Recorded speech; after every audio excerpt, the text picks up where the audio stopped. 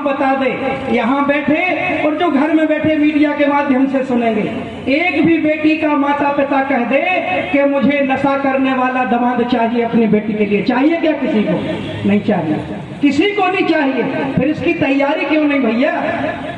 हर घर को आज नशा परोसा जा रहा है, गली गली में पहुंचाया जा रहा है, आपके नेताओं के द्वारा, आपके मुख्यमंत्री के द्वारा, आपके सांसद उसमें सम्मिलित हैं।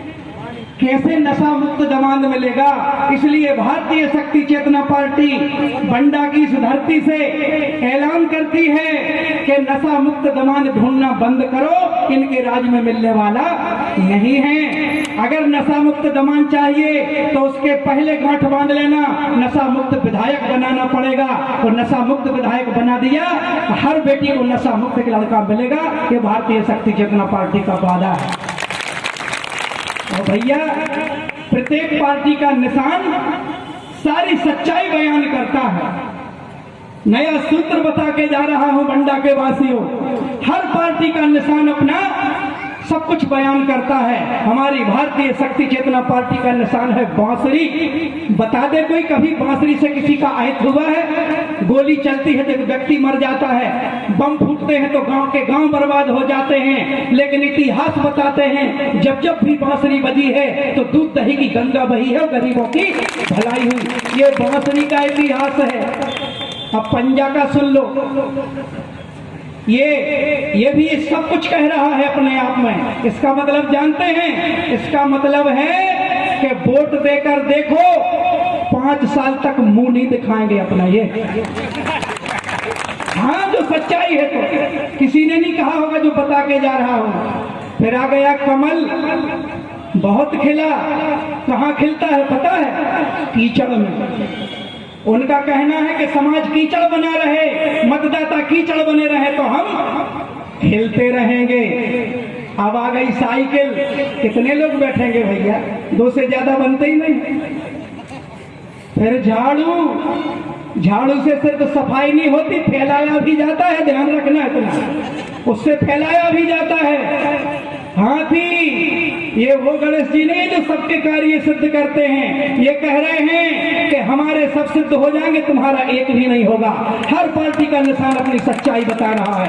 इसलिए आए, बांसुरी बजाएं, अपने बेटों को जहर न पिलाएं। जहर पिलाया जा रहा है। अगर यही सत्ता बनी रही तो किराना की दुकान में 10-20 रुपए में दारू के पाउच मिलेंगे, ध्यान रखना, ऐसा समय आएगा। इसलिए बचाओ अपने बच्चों को और अपनी वाली पीढ़ी को। एक छोटी सी कविता से इस तंत्र के खिलाफ जब आत्मा रोती है, गांव गांव की दुर्दशा देखते हैं, हम लोग कल्पना की बात नहीं करते, हजारों घरों में संपर्क करते हैं और रोज करते हैं, हमारे भैया जी भी करते हैं। तब देखते हैं कि जो परेशानियां आई हैं, कि सुने आप, एक दिन हमसे पूछ लिया, मंत्री जी हैं, थोड़ी सी पहचान थी, बोले बाकी सब ठीक है, तो आंखों से आंसू आ गए। मैंने कहा अब पूछ रहे हो बाकी सब ठीक है? तो थोड़ा सा वहीं से मैंने लिख दिया, सुने आप।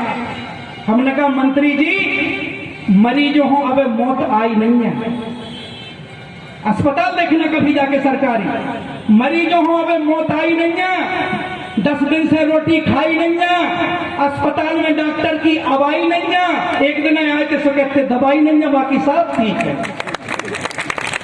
यह है तंत्र। मरीजों हो मौत आई नहीं है, 10 दिन से उनने रोटी खाई नहीं है, अस्पताल में डॉक्टर की अवाई नहीं है, आए थे सो कहते दवाई नहीं है, बाकी सब ठीक है। बाकी सब ठीक के ध्यान देना। अब चले किसानी की ओर। किसान के जी हो चैन दिन रात नहीं है। कोई पूछे किसान की आत्मा से उसके दर्द को, किसान के जी हो चैन दिन रात नहीं है, बीज नहीं है और खाद नहीं है।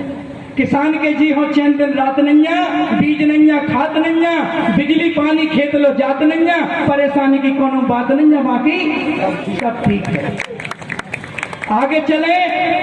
जनता हो गरीबी की चोट घलत जा रही है, जनता हो गरीबी की चोट घलत जा रही है, काम नैया सो सूखी गदियां मलत जा रही है, रोजगार गारंटी स्कीम फूलत जा रही है, फलत जा रही है, और ग्रामवासी तो भूखों मर रहे, सरपंच सचिव की गाड़ी चलत जा रही है, बाकी सब ठीक है। और ये भी क्यों? उनको भी कमीशन लगता है, उनकी भी मजबूरी है, कमीशन लगता है। आगे चलें, विद्युत विभाग सबसे खतरनाक विभाग।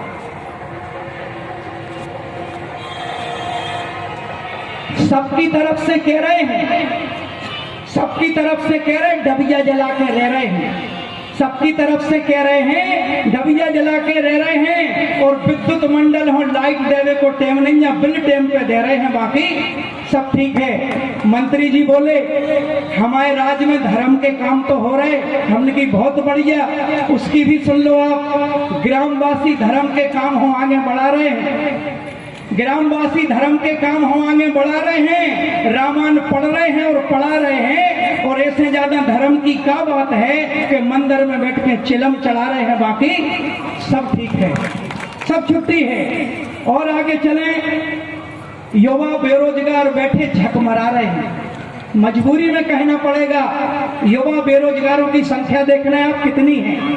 युवा बेरोजगार बैठे झक मरा रहे हैं, बीए फाइनल करके भैंसियां चरा रहे हैं, बीए फाइनल करके भैंसियां चरा रहे हैं, और कछु ने इतनी नशीली दारू पी ली है, दिल्ली में जाके इलाज करा रहे हैं, बाकी सब ठीक है। और कविता की अंतिम लाइन के कोनम काम कोनम बात सटीक नहीं है, कोनम काम कोनम बात सटीक नहीं, जनता भय में है निर्भीक नहीं।